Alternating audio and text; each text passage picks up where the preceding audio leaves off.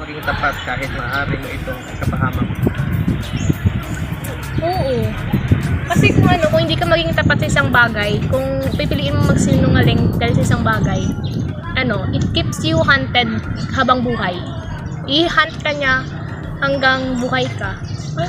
Kung siyempre, kung naging tapat ka, parang malaya ka sa lahat, free ka, okay lang kahit siyempre, pagiging tapat minsan may consequences. So, amo na to consequences mo. At least, 'di ba, you did your part.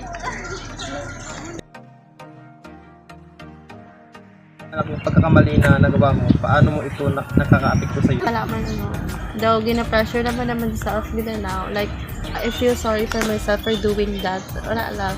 Kasi syempre daw kung ang pag-affect naman ka na isa daw dudura mo confidence. Ang like, daw bukat ikaw rin kay daw gina-mold mo mong sarili nga maging iba kay basta mo parang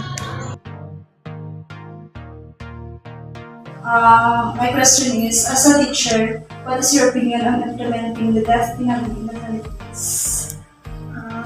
My opinion on the death penalty on the Philippines is that I am favor that death penalty will be implemented because only if it is a heinous crime such as rape, murder, because I believe that such heinous crimes deserves a death penalty.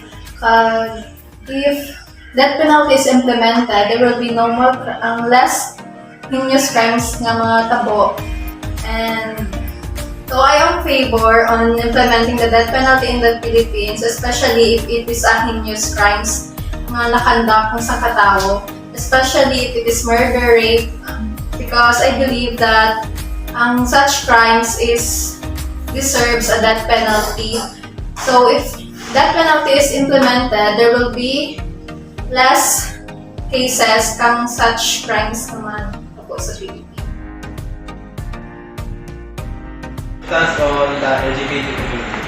Of course, if you're asking a person, a member of the LGBTQIA, and my stand is, as we are experiencing in the current situation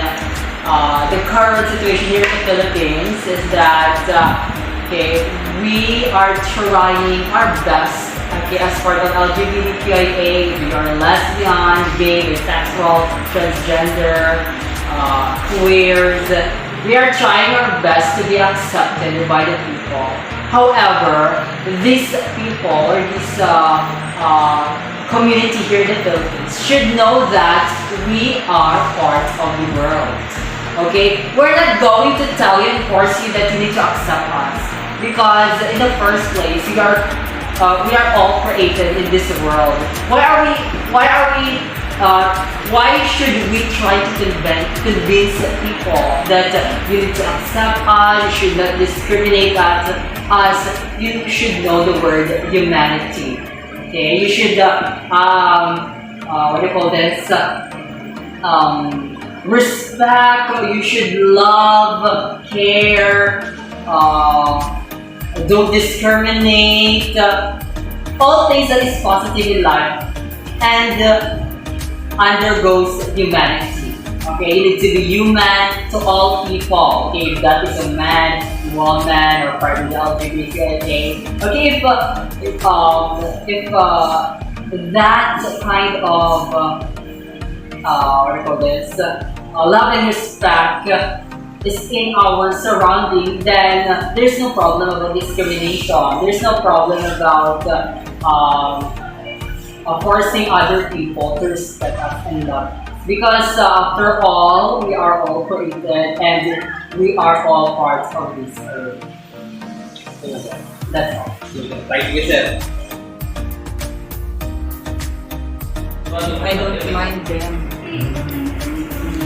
Basta, isuffer na na consequence karon kung nakaklase ako nga na nagapamantin, nakatest ako, rasan na maan, hindi. Amo na lang, no pag-get. Mo gid sara. Wala yung time digit, ma'am. Manan mo kung sa pagkan mga bata gagba ang klase ba.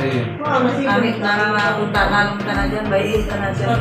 Kaya may karakter man yan sa grade. Kaya natin mo Pero usually kasi ang mga bata, pagka maamura din mo sa bakit. Pinamura nga ginasapak mo, taga-dubang sa gawin. Pero kung sagad ranggit nga maka-istorbo tana sa klase ko, pero priman ko rin na tana. Amo na lang time na no. Pero as much as possible, kung pwede matolerate that the class will have to go on, never mind, saralo man tana din pa sa way. Mura, bigat man ako perdi, di ba? Magperdi ang bilog ng klase kung sa bakit mo tana. Mga kita mo, ako stress.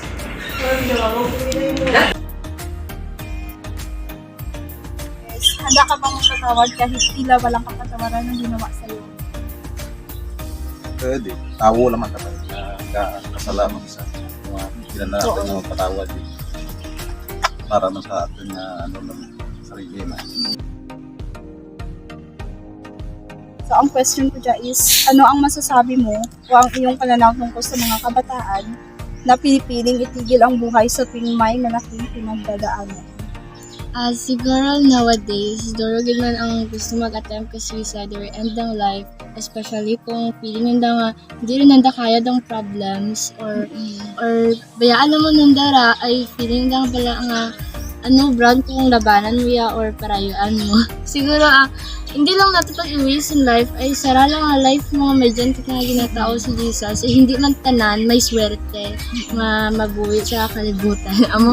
Ang lang, kinanglan mo i-fight out kung it's never bad to rest. Siguro pahinga lang yun if hindi lang kaya kasi hindi man na ginapagbawalan what ba lang mag-rest or mag-ask sa bulig yun. Especially sa ating family ay tanda mo natin unang lingkod sa ano man nga problema kay tanda lang ang dyan din para sa atin especially gid kung desperate kung kita sa ating life or hindi rin natin kaya. Diba? As a student, kapatid ako sa tanan ko nga mga sa mga natutunan ko kay ang pagiging honest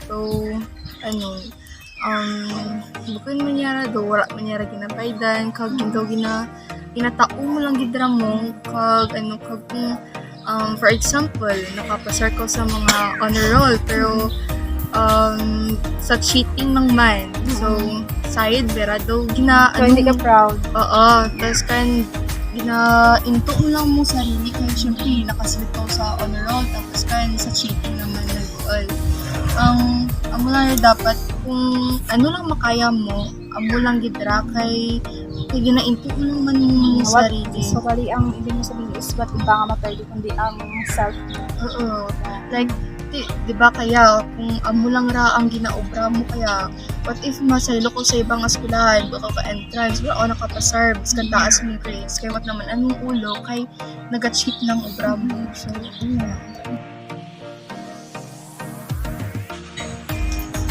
Kaya mo bang ibuwis ang iyong buhay sa taong nagkasala sa iyo? Nasasabi ko lang, hindi. Kasi nga, paano ko pa ibubuwis yung buhay ko kung nagkasala sa akin tayo?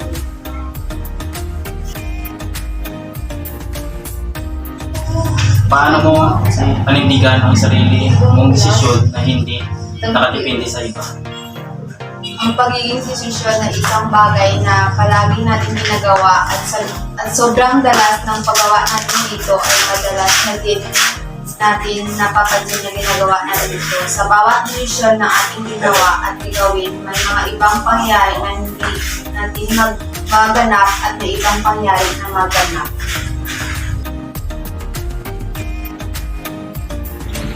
Student of UITLMC, what problem have you faced in this school?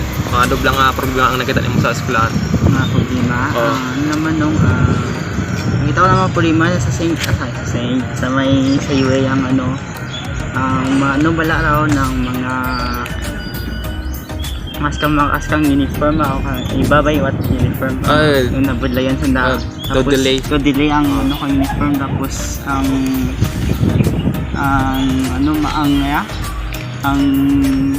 sa mga kang magtao kang lesson gusto ko ad mo nga naobrahan da ang pagtao kang mga module na i-print ang daad raw ay kung sa kung ano na lang, ibutang sa may cellphone. Cellphone or sa mga files. Budlay magtuon na yun, no? Badlay.